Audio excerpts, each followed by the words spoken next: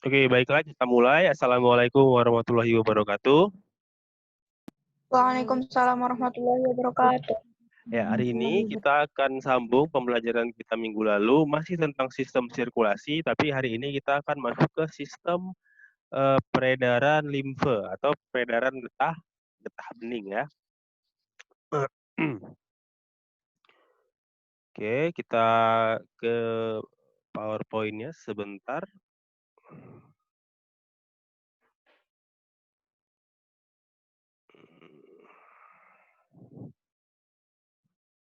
Oke. Ya. Nah, jadi di sistem sirkulasi kita ada 6 materi pokok ya. Jadi yang pertama, yang kedua, yang ketiga, dan yang keempat sudah kita bahas. Nah, hari ini kita akan bahas materi pokok yang kelima, yaitu adalah peredaran limfatik ya. Peredaran limfatik atau peredaran getah bening. Baru besok kita akan mempelajari tentang kelainan dan penyakit pada manusia. Jadi di pembelajaran kita kali ini diharapkan kalian mampu mengidentifikasi bagian-bagian dalam peredaran darah, peredaran limfatik atau peredaran beningnya, bukan darah ya, beda. Limfatik dengan darah itu berbeda. Nanti kita akan cari tahu perbedaannya. Jadi kan yang kedua indikatornya kalian mampu membedakan bagian-bagian dari peredaran getah bening atau limfatik. Oke, kita masuk yang pertama. Sistem peredaran getah bening itu dibagi menjadi terdapat 3 komponen ya, 3 komponen. Yang pertama itu cairan limfa, yang kedua itu pembuluh limfa, dan yang ketiga kelenjar limfa. Sorry, saya kurang satu lagi, kelenjar limfa. Jadi ada 3, cairan limfa, pembuluh limfa, dan kelenjar limfa. Mirip ya sama kayak peredaran darah ya, ada darah, ada pembuluh darah, dan ada jantung. Bedanya di sini, kalau di kelenjar getah bening atau kelenjar limfa, dia tidak memompa cairan. Beda seperti jantung yang fungsinya memompa ya. Kalau cairan limfa, dia cairan mirip darah tapi tidak memiliki sel darah merah. Ya, jadi di cairan limfa ini tidak ada sel darah merahnya, nggak ada eritrositnya. Nah, kalau pembuluh limfa, dia mirip mirip dengan pembuluh darah vena, ya, pembuluh darah vena atau pembuluh balik. Di mana miripnya? Nanti kita akan lihat struktur dari pembuluh limfa, cairan limfa, dan kelenjar-kelenjar limfa. Oke, nah mari kita bahas dulu. Yang pertama adalah apa itu sistem peredaran darah getah bening atau peredaran darah limfa. Nah, untuk mengetahuinya, kita harus tahu dulu sistem peredaran darah. Makanya sistem peredaran getah bening dipelajari setelah sistem peredaran darah. Nah, kalau kalian ingat, di darah itu kan ada sel-sel darah merah, sel-sel darah putih, trombosit, plasma darah, dan protein-protein yang ada di plasma darah. Nah, darah itu kan salah satu fungsinya untuk mengedarkan makanan dan mengedarkan oksigen ke seluruh tubuh, ya. Itu salah satu fungsi darah ya. Nah, jadi oksigen tadi itu akan diedarkan ke seluruh tubuh dan bertukar dengan CO2 di jaringan ya. Nah, disinilah fungsi dari cairan limfa tadi atau pembuluh limfa. Nah, kalau kalian lihat di sini di gambar ini, yang warna merah itu arteri ya. Yang warna biru itu vena. Nah, misalkanlah darah yang kaya oksigen masuk ke jaringan. Nah, ini jaringan. Misalkan ini jaringan. Nah, di jaringan itu kan banyak terdapat pembuluh darah kapiler. Ini pembuluh darah kapiler banyak. Disitulah terjadi pertukaran gas, pertukaran antara CO2 dan O2. Nah, saat darah tadi di kapiler, ada beberapa cairan yang keluar dari pembuluh darah. Nah, kelebihan cairan tadi itu akan masuk ke pembuluh limfa. Pembuluh limfa, masuk ke cairan limfa. Nah, fungsinya itu untuk menarik kelebihan cairan di jaringan tubuh dan nanti dia akan mengembalikannya lagi ke sistem peredaran darah. Apa yang terjadi kalau tidak dikembalikan? Nah, kalau nggak dikembalikan, maka di sini akan terjadi eh, pembengkakan jaringan yang jaringannya itu dipenuhi oleh cairan. Ya, itu salah satu fungsi dari peredaran getah bening atau limfe. Nah, terus kenapa namanya getah bening? Ya, jadi komposisi limfa ini sama kayak darah, tapi dia tidak punya eritrosit. Makanya ya mungkin warnanya kebening-beningan mirip dengan warna plasma darah ya, kuning kebeningan, bening ke kuning-kuningan ya. Jadi dia tidak punya eritrosit, beda dengan darah. Terus dia punyanya apa? Dia paling banyak itu sel darah putih. Jadi selain untuk menarik kelebihan cairan di jaringan, limfa juga berfungsi untuk sistem imunitas di tubuh, ya, sistem pertahanan tubuh. Itu sekilas tentang fungsi dari kelenjar, pembuluh limfa ya, pembuluh limfa. Cairan limfa itu cairan yang ada di dalam pembuluh limfanya. Nah, terus ini adalah gambar dari pembuluh limfa. Nah, kalau kalian lihat di sini, bentuk atau struktur pembuluh limfa itu sama dengan atau mirip ya, mirip dengan vena atau bahkan sama pun karena di sini ada yang namanya katup ya. Kalau kalian ingat kemarin eh, perbedaan antara arteri dan vena, salah satunya itu arteri itu tidak punya katup di pembuluh darahnya, sedangkan di vena itu terdapat katup di pembuluh darahnya. Nah, di pembuluh limfa dia juga punya katup. Nah, ini katupnya sama seperti vena. Fungsi katup ini apa? Fungsi katup ini supaya cairan yang sudah maju di depan ini tidak kembali ke arah aliran yang berbeda. Kenapa diperlukan katup? Tadi karena di pembuluh limfa itu tidak ada pemompa. Beda dengan pembuluh darah arteri. Dia ada yang memompa. Siapa yang memompa? Jantung. Ya. Kalau di pembuluh getah bening atau peredaran getah bening itu tidak ada alat pompanya. Jadi supaya cairan limfa tadi nggak balik, alirannya tidak berbalik, maka diperlukan katup. Nah, selain itu, fungsi dari sistem peredaran getah bening itu juga untuk penyerapan lemak. Nah, ini berkaitan dengan materi kita selanjutnya, bab selanjutnya yaitu sistem pencernaan. Ya, tapi mungkin kalian di SMP sudah disinggung ya. Jadi pencernaan manusia, penyerapan sehari-hari makanan itu terjadi di usus halus, ya, di jonjot usus halus ini namanya. Nah, manusia kan menyerap makanan dalam bentuk glukosa, protein, ya, protein dalam bentuk asam amino ya, dan lemak, asam lemak dan gliserol. Nah, kalau glukosa dan asam amino itu diserap melalui pembuluh darah, ya. Dia jadi asam amino, protein, glukosa, karbohidrat itu akan masuk ke sistem peredaran darah langsung. Nah, tapi kalau lemak, asam lemak dan gliserol, dia akan masuk ke dalam pembuluh limfe yang warna kuning ini, ya, pembuluh limfe. Jadi dia nggak diserap melalui pembuluh darah kalau lemak.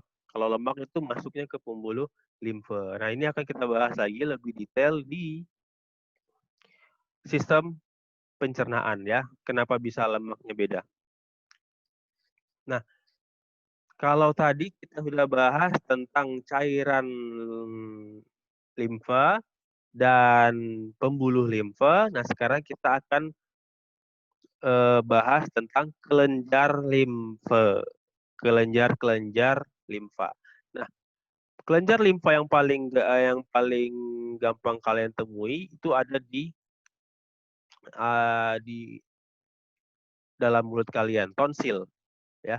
Kalau kalian lihat, kalau kalian menganga, nah itu kayak ada yang menggantung di ujung mulut, ya ujung pangkal lidah. Nah itu adalah tonsil. Nah tonsil itu termasuk ke dalam sistem limfatik, ya. Terus ada limpa, spleen, limpa ya pakai P, bukan pakai F. Tadi kan pakai F, limfe. Kalau yang ini limpa, pakai P, spleen. Itu ada di sini. Itu contoh yang lain adalah timus. Nah, timus ini hanya ada pada bayi dan anak-anak. Pada orang dewasa, kelenjar timus itu ukurannya akan semakin mengecil. Kelenjar timus ini juga berfungsi dalam sistem imunitas. Nah, selain ada kelenjar-kelenjar yang besar, terdapat juga nodus-nodus limfa. Kalau kelenjar tadi ukurannya lebih besar, kalau nodus itu ukurannya hanya eh, seperti benjolan. Nah, nodus limfa ini biasanya akan membesar ukurannya saat terjadi peradangan. Kenapa kayak gitu? Karena di nodus limfa itu tempat pematangan dan tempat pematangan sel darah putih. Sel darah putih itu fungsinya untuk apa?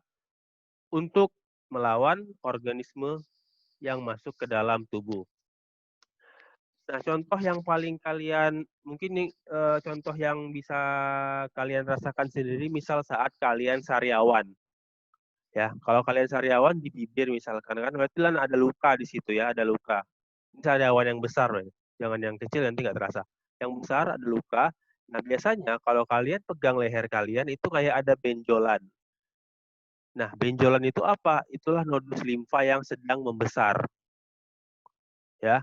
Kenapa dia membesar? Karena ada luka. Nah, kenapa di leher? Nah, biasanya kalau infeksinya itu di mulut, nodus limfa terdekat yang akan bekerja lebih keras. Jadi, nodus limfa ini kan ada banyak ini ya. Nah, bisa kalian lihat ini di gambar yang kayak benjolan-benjolan, ini semuanya adalah nodus limfa. Biasanya dia terdapat banyak di lipatan-lipatan tubuh, di lengan, di siku ya, di ketiak, di leher, atau di pangkal selangkangan ya. Nah, nodus limfa ini kalau dia nggak ada infeksi ya kerjanya ya normal. Tapi kalau ada infeksi, maka dia akan bekerja lebih untuk mematangkan sel darah putih ya. Jadi kalau misalkan lukanya di mulut ya nodus limfa terdekat yang akan bekerja lebih keras. Maka terjadi kayak ada benjolan di sini. Nah, tapi kalau sariawan kalian sudah sembuh, ya nodus limfanya tadi juga akan kembali ke ukuran semula ya. Ini nodus-nodus limfa. Oke. Nah, ini salah satunya. Ini kalau ya ini limpa ya, limpa. Ini gambar dari limpa dari dekat. Nah, jadi di sini di limpa inilah terdapat makrofag dan limfosit ya. Makrofag dan limfosit itu bagian dari sel darah putih. Sel darah putih fungsinya untuk sistem pertahanan tubuh. Jadi di limfa inilah akan dimatangkan sel darah putih. Tempat penyimpanan sementara dari sel darah putih.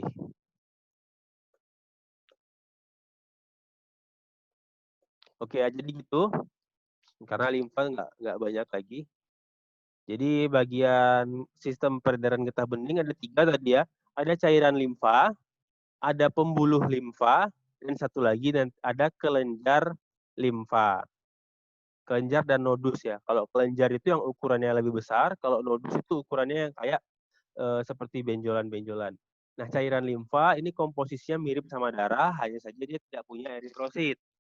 Nah, kalau pembuluh limfa, dia strukturnya mirip dengan pembuluh vena. Oke.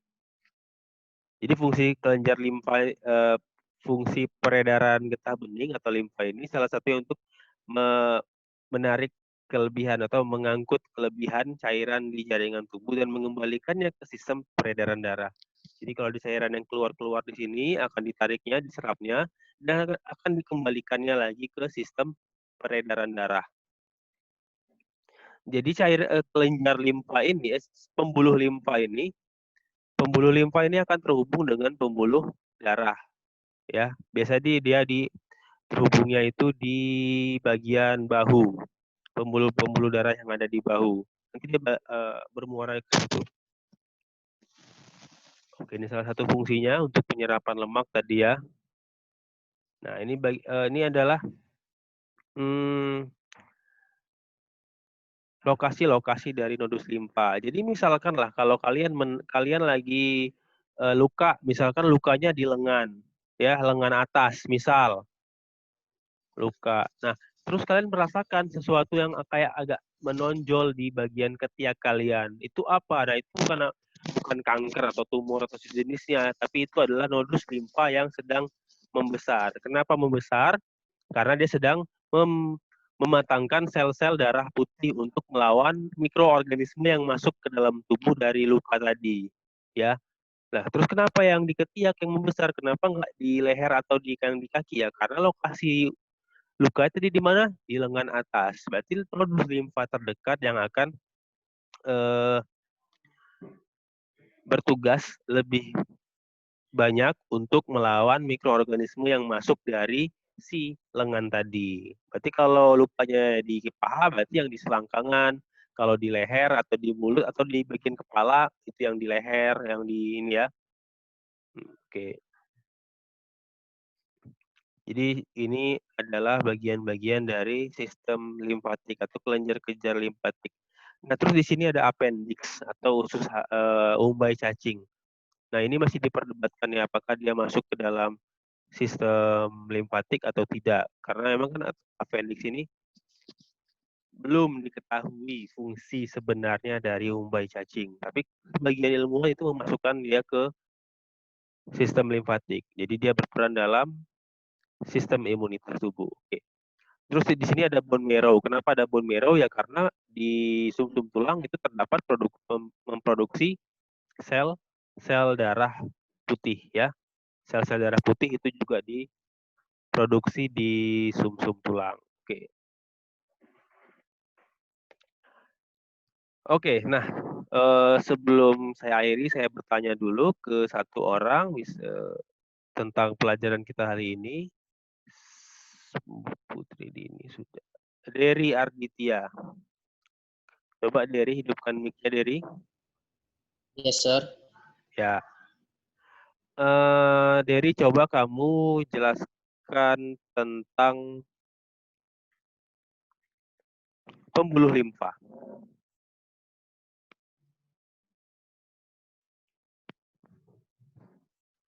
Yang kamu Gimana, pahami. sir? Coba kamu jelaskan yang kamu pahami tentang pembuluh limfa. Pembuluh ya, pembuluh limfanya.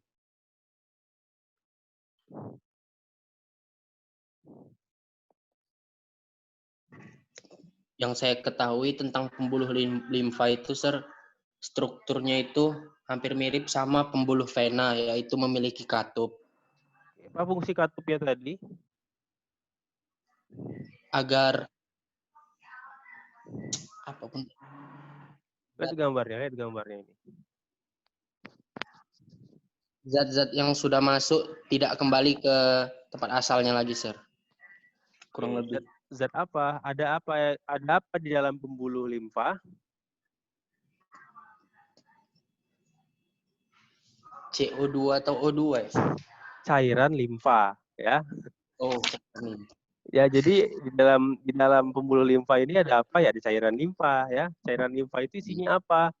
Isinya sel-sel darah putih, protein. Jadi mirip dengan darah, hanya saja dia tidak punya sel darah merah. Oke. Itu saja ya. Terima kasih. Jika ada pertanyaan nanti bisa kalian tulis di psikologi. Diisi psikologinya. Bagi yang belum mengisi harap diisi karena akan direkap di akhir semester.